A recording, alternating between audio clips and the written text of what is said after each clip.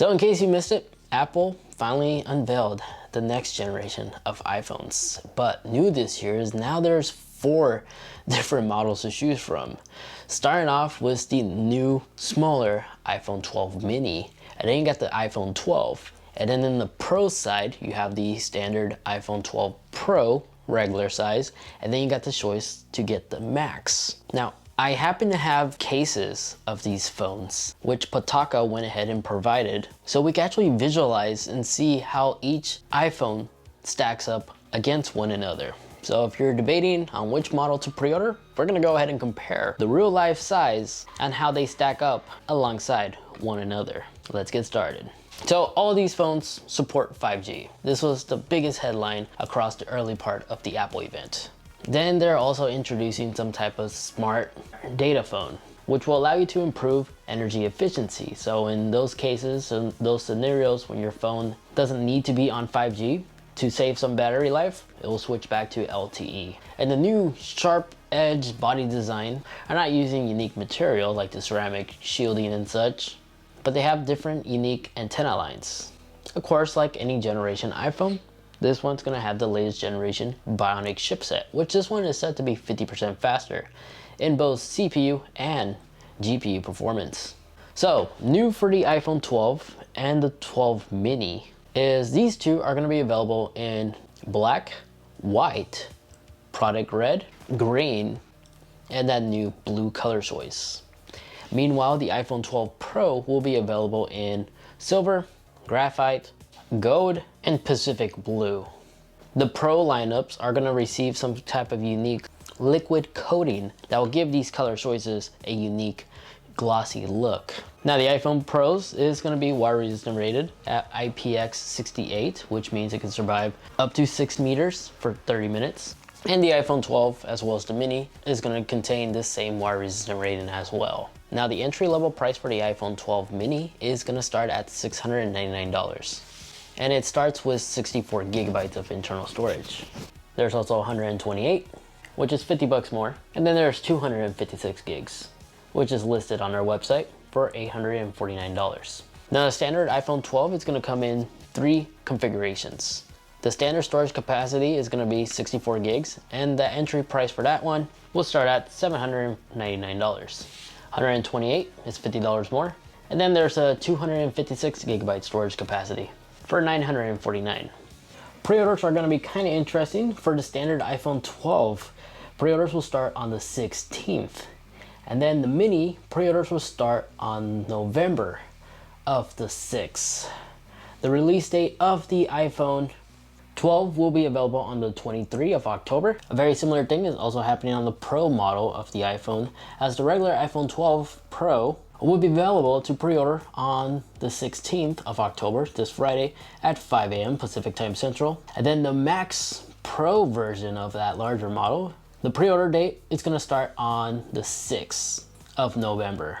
So a small delay, but the iPhone 12 Pro will be available on the 23rd. Meanwhile, the Pro Max will be available on November 13th is when it's gonna be officially released. So new this year for all 4 models is that the bezels of the overall design got slightly thinner.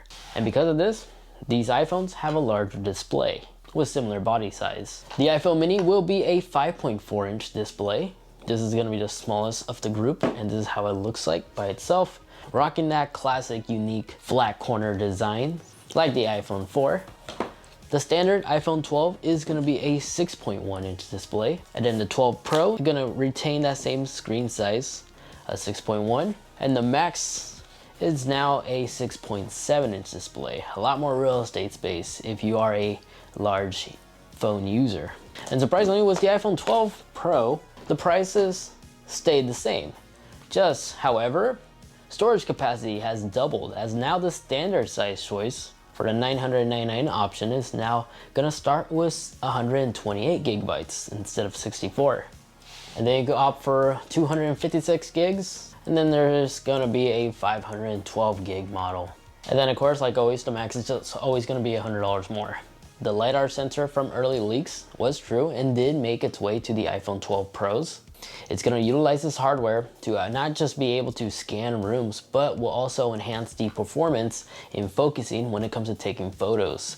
And will also enhance the experience when taking photos in a low light environment. Then as for the iPhone 12 and the 12 mini, internally, the hardware, nothing has changed between the two. The only differences is just the sizes, because they're both receiving the same dual camera setup, the MagSafe charging capabilities, that's also found on the iPhone 12 Pros, and they're also gonna look like they're gonna share the same accessories, as these new iPhones are gonna be released with more accessory choices to choose from, some of which are really interesting, and they're not that expensive as I originally was thinking. For instance, a really unique case that really stands out is this new clear case, which is MagSafe supported. You can see the outline where the magnets and stuff line up. There's a new MagSafe charger which will self-line itself up, so every time when you place your device on the Qi charger, it's always going to be in the center, giving you the maximum charging rate as possible. And this one, very interesting, starts at $40. And then there's also going to be a wallet attachment which will utilize this MagSafe connectivity,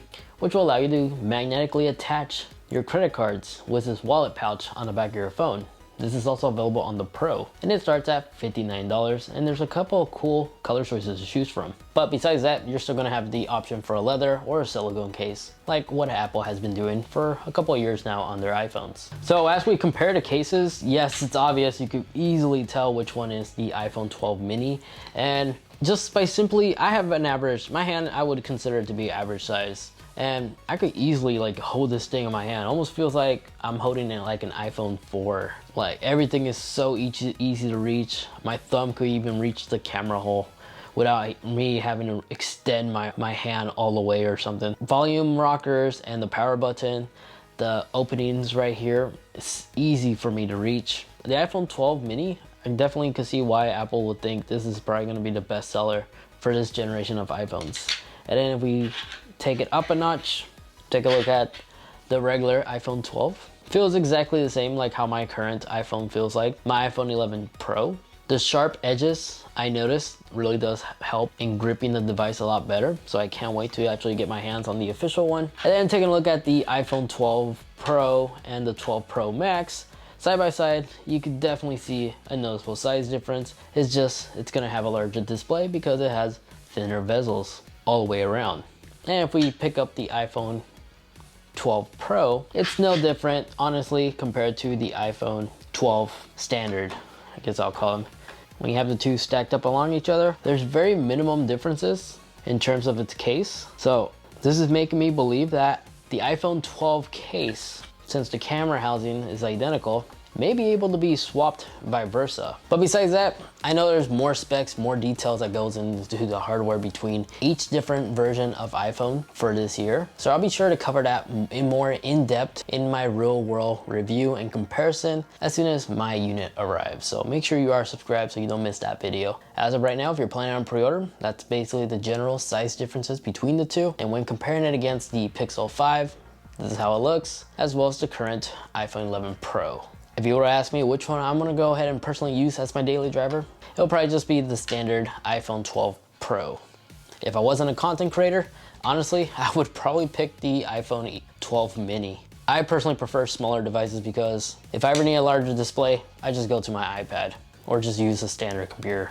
But there you guys have it. That is the quick overview of this Apple event that we had today. Hope you enjoyed. I hope you got some useful information out of this video. If you did, greatly appreciate if you could hit that like button, get subscribed, because I got more Apple content coming out soon, especially when the phone is officially released. And if you're curious where you can find these cases, I'll also have it linked in the description as well. Guys, if you'd like to see more, go ahead and watch this video over here as I go through more Apple related stuff. And then this video over here, that's just a video that YouTube is recommending specifically for you.